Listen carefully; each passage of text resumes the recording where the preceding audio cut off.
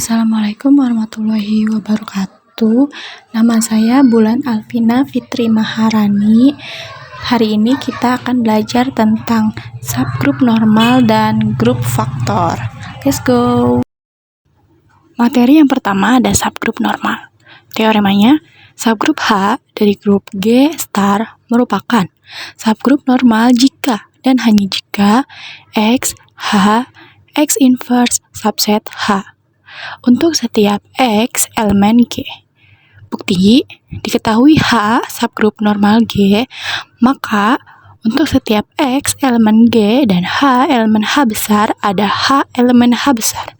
Sehingga X sama dengan H sama dengan H star X diperoleh X star H star X inverse sama dengan H. Artinya X, H, X inverse subset H. Perlu diingat bahwa X, H, X inverse sama dengan X star H star X inverse, di mana H elemen H besar.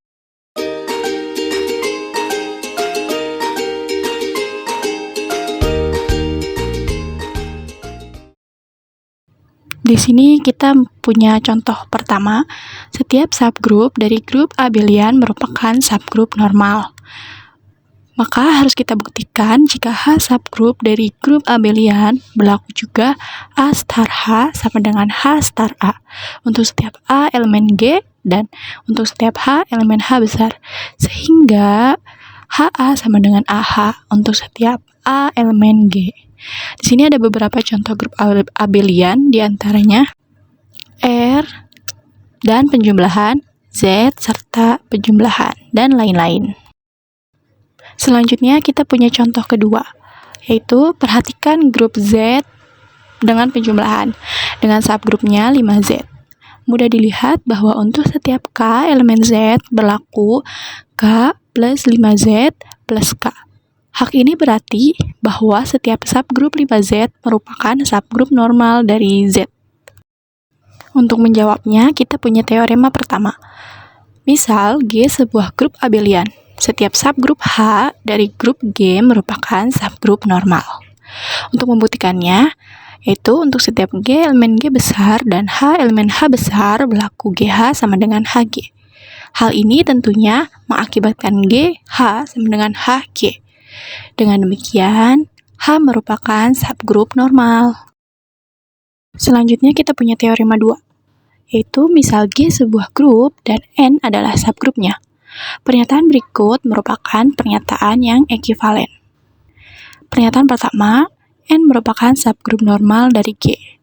Pernyataan kedua, untuk semua G, elemen G besar berlaku G, N, G inverse subset N.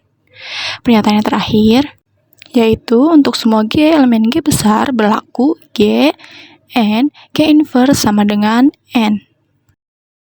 Kita perlu membuktikannya, yaitu dengan ada 3 bukti. Yang pertama ada poin A dengan poin B, yaitu karena N merupakan subgrup normal, maka berlaku N, G sama dengan G, N.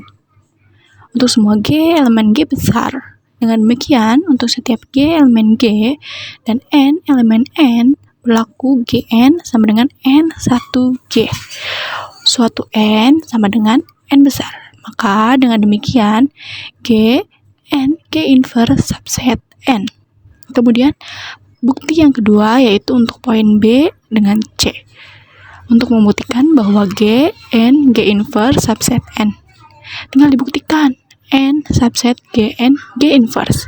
Karena G, N, G inverse subset N sudah diketahui. Maka ambil N elemen N besar dan sembarang G elemen G, G inverse. N, G inverse, negatif 1 anggota N. Maka dengan demikian G inverse NG sama dengan N1. Nah, suatu N1 yaitu elemen N.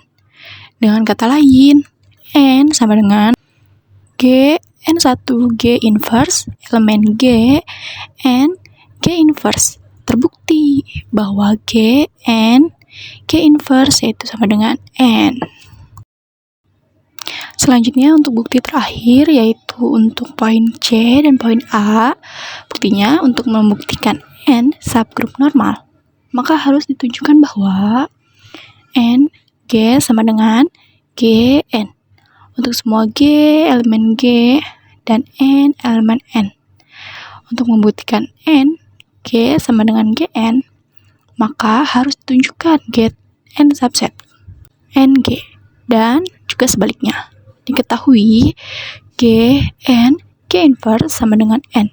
Maka dengan demikian, untuk semua G elemen G besar dan N elemen N besar, berlaku Gn G inverse sama dengan N.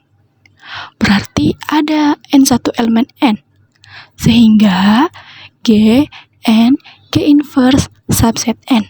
Dengan mengalihkan kedua ruas dengan G di sebelah kanan, maka diperoleh Gn sama dengan N1G. Nah, hal ini berarti Gn subset Ng. Maka dengan cara yang sama diperoleh Ng subset dengan Gn.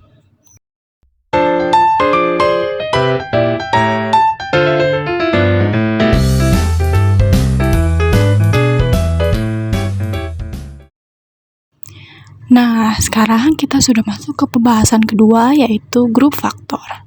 Untuk teoremanya, misal H adalah subgrup normal dan G star, yaitu himpunan G per H sama dengan HA, di mana A elemen G dengan operasi biner. Nah, perlu dibuktikan. Untuk membuktikannya, kita mempunyai 5 langkah yang harus dilakukan agar suatu teorema itu terbukti. Langkah yang pertama yaitu operasi bundaran biner harus terdefinisi dengan baik.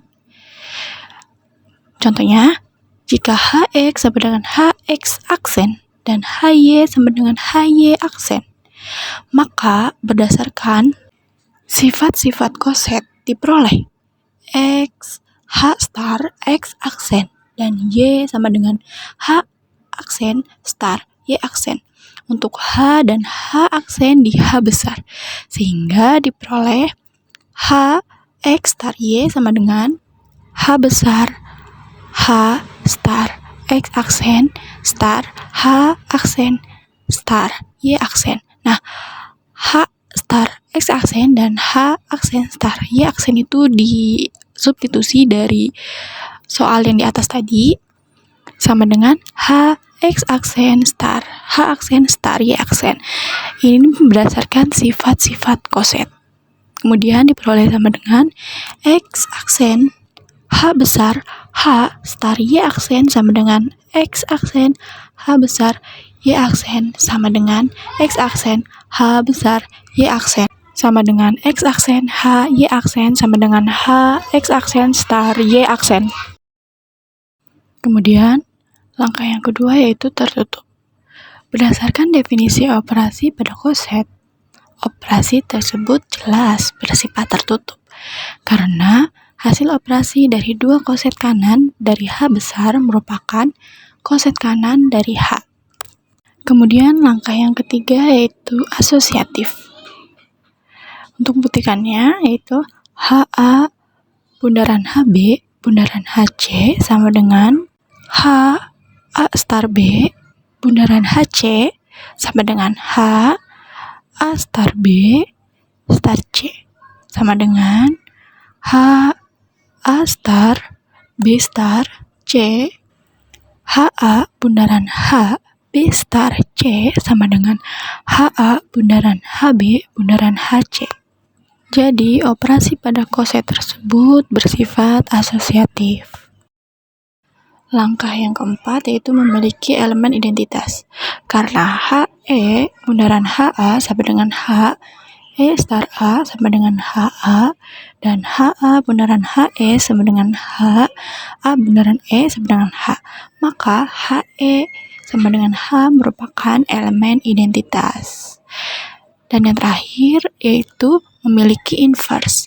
Untuk HA sembarang koset kanan H, ada HA inverse elemen G per H. Sedemikian sehingga HA bundaran HA inverse sama dengan HA star A inverse sama dengan H. HA inverse bundaran HA sama dengan HA inverse star A sama dengan H. Jadi, HA inverse merupakan inverse dari HA